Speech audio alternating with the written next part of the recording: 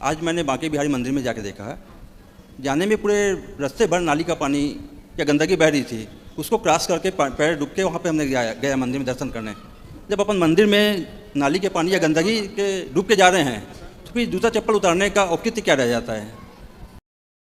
राधे राधे मित्रों, स्वागत है आपका मेरे यूट्यूब चैनल पूजा आराधना में। इसमें मैं आपको गुरुजी के द्वारा लाइव प्रश्नोत्तरी के वीडियो दिखाती हूँ। तो उसमें आज जो गुरुजी के सामने एक व्यक्ति आया है, वो इस तरीके की बात करता है जिसको सुन के पंडाल में सब लोगों को गुस्सा आ जाता है। वो ये कहता है कि मंदिर के बाहर चप्पलें क्यों उतारी जाती हैं। इस पर गुरुजी को बहुत क्रोध आता है और गुरुजी किस तरीके से समझाते हैं, आइए देखते हैं इस वीडियो में। गुरुजी राधे राधे जी। गुरुजी, मेरे मन में एक जिज्ञासा आई है जिसका समाधान आपसे पूछ रहा हूँ मैं। अपन हिंदू धर्म में किसी भी धार्मिक जगहों पे जाते हैं, वहाँ चप्पल जूता उतार लेते हैं, लेकिन मेरे को ये लगा कि अपन किसी भी मंदिर में जाते हैं, अपन अपने हाथ से चप्पल जूते उतार के बैग में डालते हैं जहाँ सुविधा होती है। जहाँ सुविधा नहीं हो पाती है तो ऐसे ही खोल देते हैं। आज मैंने बांके बिहारी मंदिर में जाके देखा, जाने में पूरे रास्ते भर नाली का पानी या गंदगी बह रही थी। उसको क्रॉस करके पैर डूब के वहाँ पे हमने गया मंदिर में दर्शन करने। जब अपन मंदिर में नाली के पानी या गंदगी के डूब के जा रहे हैं तो फिर जूता चप्पल उतारने का औचित्य क्या रह जाता है। देखो, वो तो एक अव्यवस्था है कि नाली ओवरफ्लो होकर के सड़क में बह रही है। वह एक अव्यवस्था है, उसको ठीक करना चाहिए, नगर पालिका का ये कार्य है। अब रही बात कि चप्पल पहन कर देखिए, चप्पल पहनने और ना पहनने का साइंटिफिक कारण समझिए, वैज्ञानिक कारण। आप चप्पल पहन करके बिजली वालों को देखे होंगे, बिजली वाले चप्पल पहन करके फेस का तार पकड़ लेते हैं, उन्हें करंट नहीं लगता, क्योंकि चप्पल पहनने से ज़मीन का जो अर्थ है वो कट जाता है। यदि आप चप्पल उतार के नंगे पाँव पकड़ेंगे तो मर जाएंगे, करंट लग जाएगा। बात सही है कि गलत है? नहीं, सही बोल रहे हैं। उसी तरह जब आप भगवान के सामने खड़े होते हैं तो भगवान के मंदिर की पॉजिटिविटी भी आए और पृथ्वी माँ, उस धरती का वाइब्रेशन भी आपको पॉजिटिविटी के रूप में प्राप्त हो। इसलिए नंगे पांव दर्शन करना है।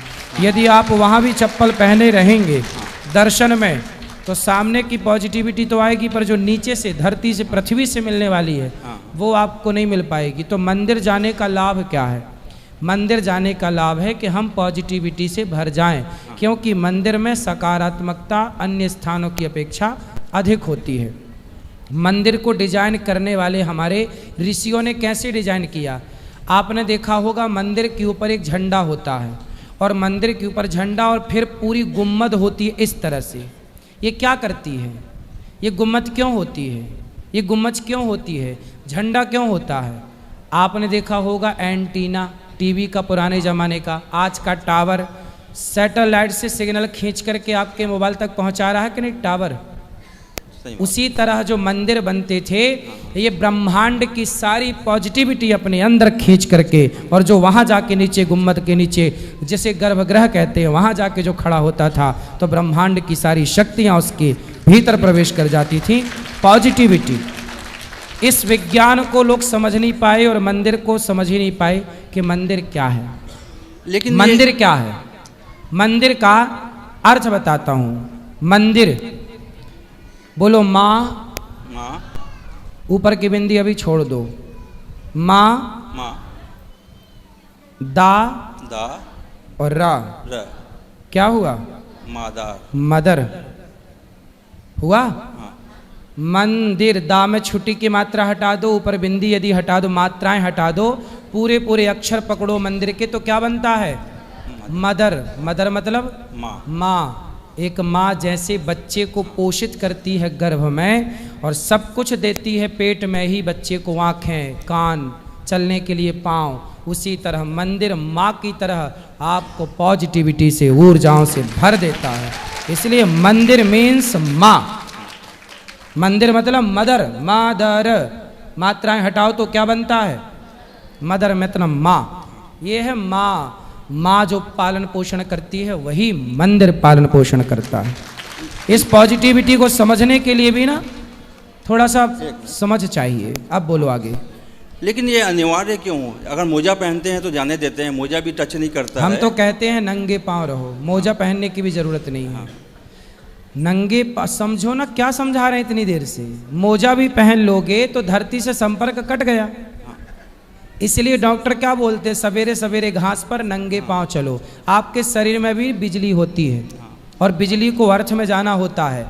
आजकल सिस्टम होता, बड़ी बिल्डिंग बनती है ना, तो उसमें अर्थिंग लगाया जाता है ताकि आकाशीय बिजली गिरे तो तुरंत जाके अर्थिंग नीचे चली जाए। शरीर में भी बिजली होती है। नंगे पांव थोड़ा चला करो, स्वस्थ रहोगे। वरना टेंशन डिप्रेशन क्यों है? आजकल लोग दिन भर जूता पहनते, दिन भर मोजा पहनते, नंगे पांव भूमि पे चलते नहीं। थोड़ा माटी लगना जरूरी है पाँव में, सारी गर्मी उतर जाएगी। आजकल गर्मी नीचे ना जाके खोपड़ी में चढ़ रही। अरे पहले समझो, पहले सुनो सुनो सुनो, काहे बैठ गए? समझ में आई? पहले बताओ। नहीं, ये तो आप सही बोल रहे हैं, लेकिन अनिवार्य या तो व्यक्ति के ऊपर छोड़ दें कि अगर धार्मिक भावनाओं से आया है। आपका मतलब आप क्या चाहते, चप्पल पहन के मंदिर जाना है आपको? नहीं, या तो वहाँ सफाई वैसी हो, हाथ धोने की व्यवस्था हो और जूते मोजे उतार के भी जाएं। होती है, तो बहुत सारे मंदिरों में सब व्यवस्थाएं होती है। कहीं नहीं है, इसलिए अब कॉरिडोर बनेगा। हाँ, तो उसकी व्यवस्थाएं होंगी। मेरे पूछने का मतलब वही था, या तो धार्मिक आस्था हट रही है, नहीं या आस्था नहीं हट रही छोड़ है। दें, या फिर व्यवस्था वैसी कर दें कि हमने आज हाथ से जूता निकाला या हाथ धोने की व्यवस्था हो जाए, मोजा उतार के ही जाएं वहाँ पर, या तो फिर अपने ऊपर छोड़ दें कि आपको जैसी मर्जी हो वैसा कर लें। व्यवस्थाएं ये जो बनी है ना, मंदिर कोई आज के नहीं है। 400 साल 500 साल पुराने मंदिर हैं ये बिहारी जी के। हाँ, तो ये 500 साल पुरानी व्यवस्थाएं बनी हैं। पहले तो सुनो, आज के 100 साल पहले नाली और नाला होता था? नहीं, पहले तो ये बताओ। नहीं होता। ये नाली नाला तो 100 साल पहले था ही नहीं। पहले लोग घर में वॉशरूम, घर में लैट्रिन बाथरूम की व्यवस्था थी ही नहीं। पहले तो सब लोग नदियों के किनारे जाके नहाते धोते थे, ये व्यवस्थाएं थी। हाँ। तो ये नाला नाली थे ही नहीं, इसलिए पूरी शुद्धि थी पहले। बाद में लोगों ने अपने विकास के नाम पर ये नालियां पैदा कर ली, अशुद्धि कर ली। अब उन्हें सरकार को चाहिए कि ठीक करें। जो कि अभी काशी में कॉरिडोर बना तो वहाँ ठीक हो गई, ऐसी वृंदावन में बनेगा, ऐसी मथुरा में बनेगा। धीरे धीरे थोड़ा सब्र रखो, सब होगा। तो फ्रेंड्स, कैसी लगी आपको आज की वीडियो? जाहिर सी बात है वीडियो अच्छी लगी होगी। गुरुजी ने कितने अच्छे ढंग से समझाया है। और अगर आपको मेरी वीडियो अच्छी लगे तो प्लीज़ मेरे चैनल को सब्सक्राइब करिएगा और वीडियो को लाइक करिएगा। और कमेंट्स में ये बताना ना भूलें कि आप वीडियो कहाँ से देख रहे हैं। फिर ऐसी इंटरेस्टिंग वीडियो लेके फिर आपके सामने हाजिर होती हूँ। तब तक के लिए जय श्री कृष्ण।